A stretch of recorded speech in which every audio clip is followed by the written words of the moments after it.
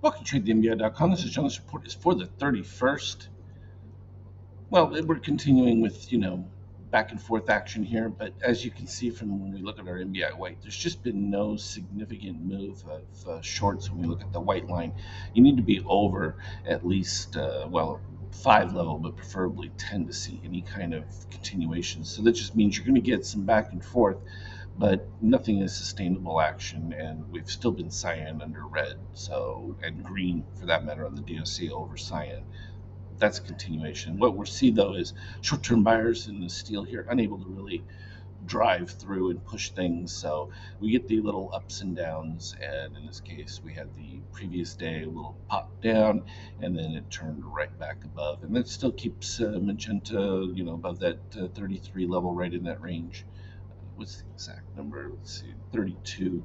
So pretty close to it. We get still green over cyan, and no change in the DOC red. So from that standpoint, you just keep testing back and forth up at the highs and that, but nothing of major import to be overly concerned. I think you're just still going to see some what I think are healthy test backs to the 76 line that usually keeps things going. Where it will become interesting is if the shakeout reading, like here on the NASDAQ, if it's not able to get up higher than the previous one, and then we start to get a sell signal within that, that would be more of a telling concern. But even here on the Nasdaq, you can see as soon as the two met here with the yellow and white, the shorts got rejected, bulls took over. That's all it took to create the nice turnaround move back up towards the 100% mark. So all pretty consistent with what we've been seeing from a macro standpoint of economic development. Are there some headwinds in there? Well, the idea is that they thought there, at least from a treasury standpoint, when we saw this spike back up here, that there might be significant softening. But when the job numbers and everything came out, you can see treasuries yield jump right back up because the expectation of cuts in rates down the road pretty non-existent. So that continues to put things pretty much where we've talked about and I've expected for quite some time. We had a lot of this nonsense here where, a lot of the market players were saying, no, the Fed's going to have to ease, blah, blah, blah. And it was just nonsense. They were just converting people to the wrong side of the trade so they could really move against them strong. The issue is this, because as this has been oil continuing to climb, you're continuing to put inflationary pressure that gives the Fed no choice. They're not going to be able to ease in any way, shape, or form. Sure, they can do a little bit of a kind of quantitative easing with, money supply in the, back end of things, but they're not changing rates at all. So overnight lending to banks and them adding liquidity is fine, but it doesn't change the reality. You've got no flexibility whatsoever with oil at this level, and if it's sustained like it has been here for now, almost the entire month from July all the way now into the beginning of August, um, is problematic because we talked about this one right down in here when oil was at a softer level. That potentially gave the Fed an option to potentially slow down or ease, but this is going to create a whole new round of price spikes in the coming weeks. So that's going to be uh, definitely a thing to watch. And with that pressure to the upside, there's just little option for jumping into the euro. It doesn't make any sense whatsoever because, again, the eurozone is just more and more problems about uh, functionality of their economy. They continue to reduce farming in the EU and things like that. All these things are just going to be additional downside pressures to the euro and the EU in general. Um, from an economic standpoint, and it defies logic in a lot of ways because they're just making things harder on themselves. But nonetheless, we're still way elevated relative to where the euro really should be, sub $1. But uh, they've got to keep defending it because European banks are in a scary spot, and if that's allowed to free flow. And this is why you get this interesting thing. You've got relative near recession in the EU, and they're still raising rates into it.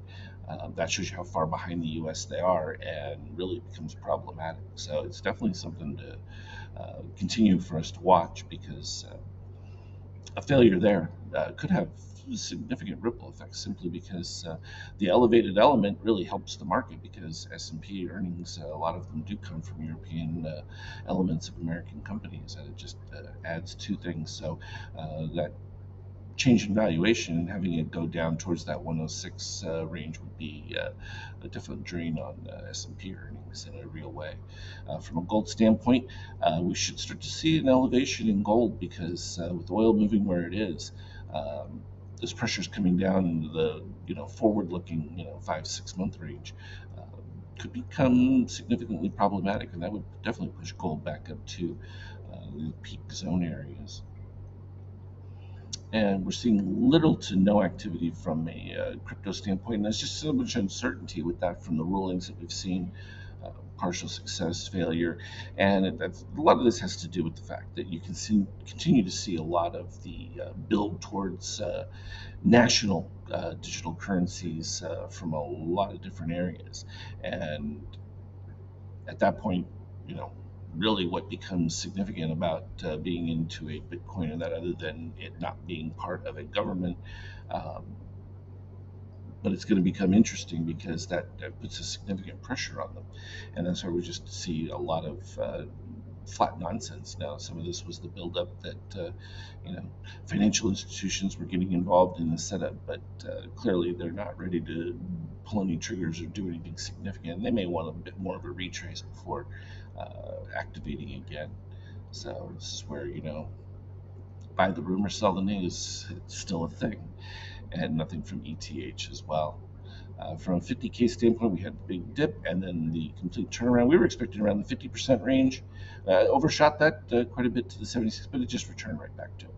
So that was just that short covering push back up. All the people then started loading into the downside, which we didn't see much of a downside other than when we were talking about it from the ES and stuff like that to the 76, and when it did it, that satisfied all of the people who had missed out on the little peak run, and so they just jumped right back in, and that was enough to push things right back where they are. And we're still bouncing back and forth right up against it. From an intraday right now, you can see that we had the pull back down, and then they've just come right back up with it. If we scroll back a little bit into the day's action, you had mostly a rise from the early morning pre-market that began, and it just pushed things up to the peak, but it filled everything back. I mean, this was all the positive extremes started from right here, and you can see we filled it exactly 100%. This is exactly where that extreme histogram is just so important to have, and then it's just a matter of waiting for that cell configuration. And it wasn't even too dramatic. I mean, we ended up with, yes, the breakdown of the magenta, and we just started with the crossover of white over red at the beginning of it, but it went a few more bars before we got the white spike, and that took place just right about there. And then just a couple bars later, boom, and it filled it all back in. And then as soon as they got too many people going the opposite direction, giant flashback turnaround and pop back up. So you created your little mini double top, and then in the post market, they just cleared all those stops, filled it right back in before right now, as we're getting closer to pre-market setup, building it right back up again. So long and the short of it, gets us all set. You can look for indicator renewals set up for the beginning of August, and we will definitely have those out later today before market close, so that you'll have it all set for the beginning of August. And I think that we're probably going to see a bit more activity and fireworks even compared to what we saw in July, simply because now you've reached these inflection points where you're seeing oil move and some of these other additional factors that are going to start to put pressure on the market to either break out in a strong direction to the upside, and or if we get any failings on that, then there's going to be too many people positioned in the wrong direction, and that's going to cause a really significant pullback. I'm leaning more towards the upside of it because, again, the greed factor. You're going to have people that have missed so much of the move, anticipating softness and everything, and it just hasn't played out that way. And that reality is going to leave a lot of people who, sold in May to be like, I've missed a significant move, and they're going to be behind the curve, and they're going to have to catch up. So those are the real realities of real life versus what valuations, all these other things.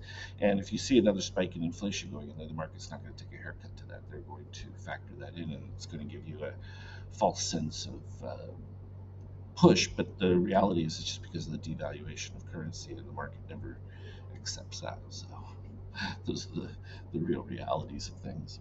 As always, though, trade well. You can look for me on the Skype chat and the indicators for August. Trade well.